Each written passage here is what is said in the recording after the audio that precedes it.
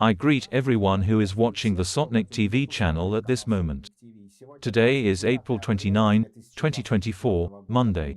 View all of our programs on the Patreon resource. And here are their main topics.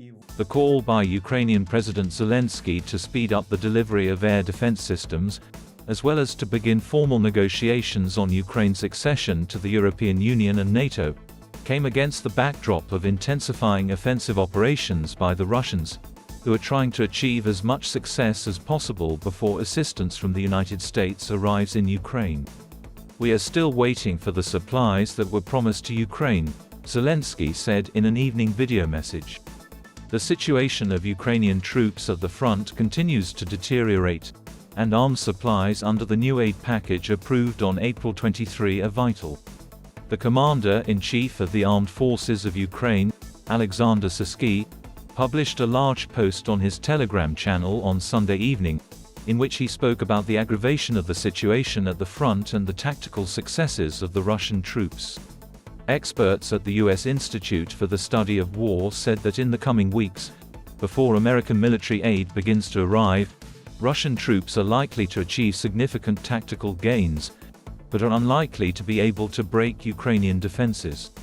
While the Russians are rushing in all directions, suffering losses of 1,300 organisms per day, the Ukrainian armed forces are preparing to retake Crimea.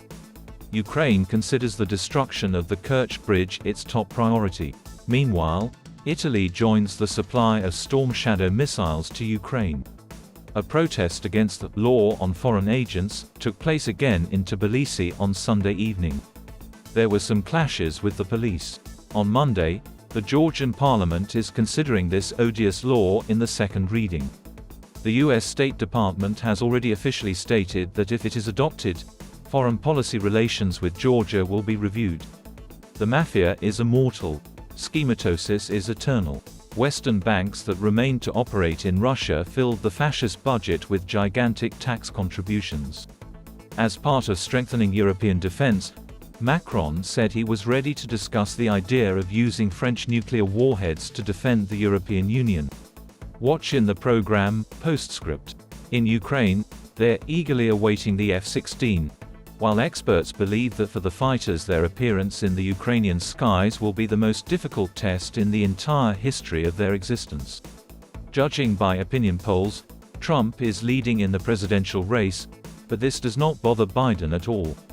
He continues to increase his activity and troll his rival, who is stuck in the courtroom.